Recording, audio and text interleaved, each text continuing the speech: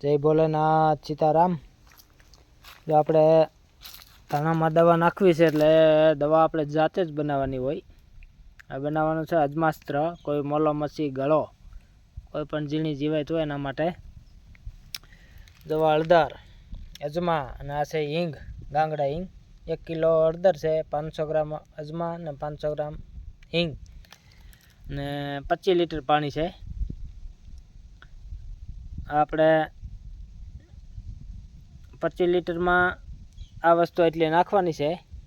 પછી પંપે 500 ml નાખી છે આપણે એ પાણી। એક પંપમાં 15 થી 16 લીટર પાણી, અમે પંપમાં 500 ગ્રામના 500 અડધો લીટર જેટલું નાખવાનું અને છંટકાવ કરવાનો ને એનો ભેગો આપણે ધાણામાં છંટકાવ કરવાનો છે। એટલે આકડાનું પાણી, આકડો ઓગાળેલો છે આપણે બેરલમાં અને આમાં છે 10 પરની અરગ, પણ એ આજકાલ એ નથી નાખવાનું। આજકાલ અજમાસ્ત્રનો રાઉન્ડ મારો કોઈ ગળાનો પીરિયડ છે એટલે, અને આકડો આપણે ફૂગ માટે કામ કરે એટલે એ આકડાનું પાણી અને અજમાસ્ત્ર અને થોડું ઘણું આપણે નાખશું ગાયનું ગૌમૂત્ર, એ બધું ભેગું કરીને છંટકાવ કરશું। અત્યારે જો હવે નાખી દઈ, પહેલાં અજમા નાખી દઈ। લો 500 ગ્રામ અજમા છે,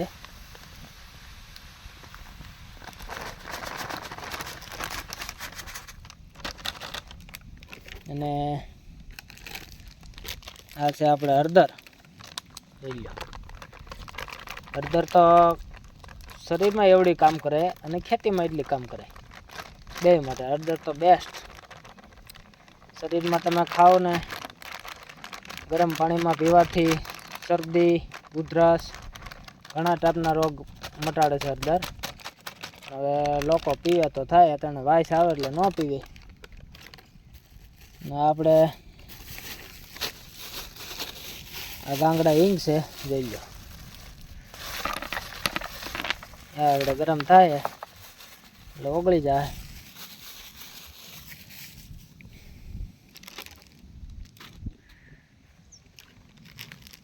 જોઈ લો, હવે બીજી 500 ગ્રામ એટલે 1 કિલો હળદર નાખવી છે। 5 કિલો વધારે નાખીશ, હળદર તો બહુ કામ કરે સારું। 1 કિલો નાખીશ, નકર 500 ગ્રામ હોય, 500 ગ્રામથી આપણે વધારે નાખીએ।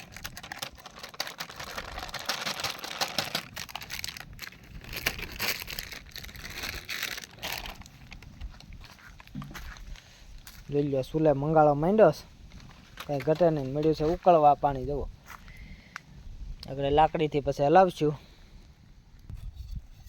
જુઓ,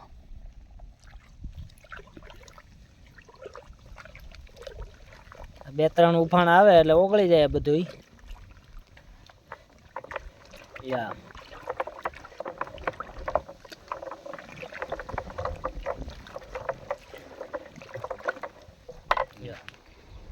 દવા છે આપણે અજમાસ્ત્ર, હળદર અને હિંગ અને અજમા 20 લીટર પાણીમાં કાલે ગરમ કર્યું હતું, આજ પાછું ઠરી ગયું છે બીજે દિવસે। એટલે એમાં ટાંકામાં માનો ને કે 800-700 લીટર પાણીમાં આપણે 20 લીટર પાણી નાખ્યું છે આમાં, અને બાકીનું લીમડાનું પાણી એ આગળ ધાણામાં છંટકાવ કરવાનો છે।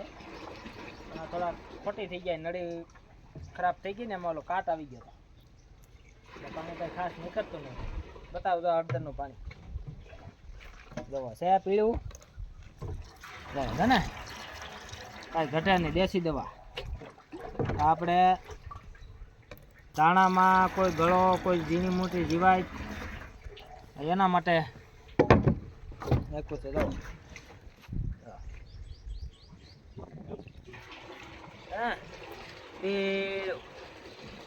કઢી છે, કઢી આગળબા, હલો બધા કઢી ખાવા, કઢી ખાવા।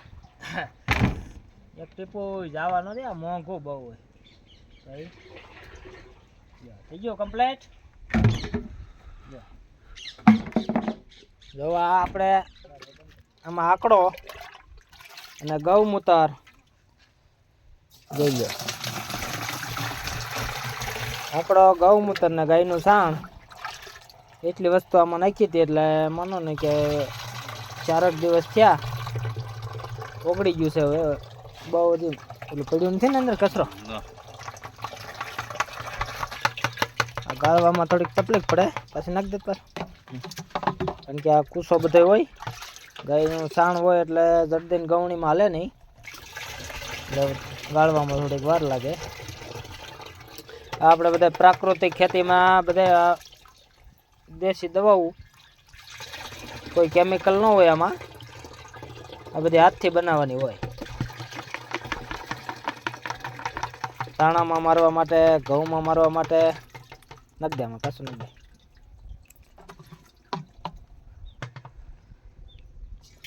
આ ફૂગ માટે આંકડો કામ કરે. જમીનમાં પાવાથી નહીં ફાયદો થાય અને માથે છંટકાવ કરવામાં બે રીતે ફાયદો થાય. એટલે આંકડો તો બધા ખેતીમાં વપરાય જ, પણ હવે આ બધી માથાકૂટ કોઈ મહેનત કરતા નથી.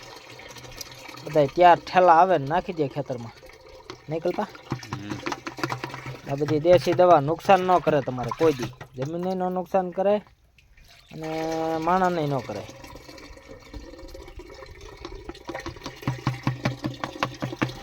દવા દવા છાંટવાનું કામ ચાલુ કરી દીધું છે. જોઈ લો આ ધાણા પ્રાકૃતિક ને નેચરલ ગાય આધારિત જોઈ લો, કારણ કે આ દેશી જ બધું છાંટવાનું અને દેશી પાવાનું બે જ વસ્તુ. જોઈ લો દાણા દો. આ થોડો નબળી જમીન છે ચીપરું, એટલે થોડાક નબળા દાણા છે. અહીંથી દઉં છું બધા. આ વસારા છે સીણા છે થોડા સફેદ ચણા, ઓલી બાજુ ઘઉં. તો અમારા ભાઈ નોઝલ લઈને વી ગયા છે ખેતરમાં. જોઈ લો, તો તમને દેખાડું. આ રીતનું જમીન દાણા પલળતા જાય, કારણ કે આંકડો બીલીપત્ર, ઓલો બીલીપત્ર હું આંકડો અને અજમાસ્ત્ર બે જ વસ્તુ.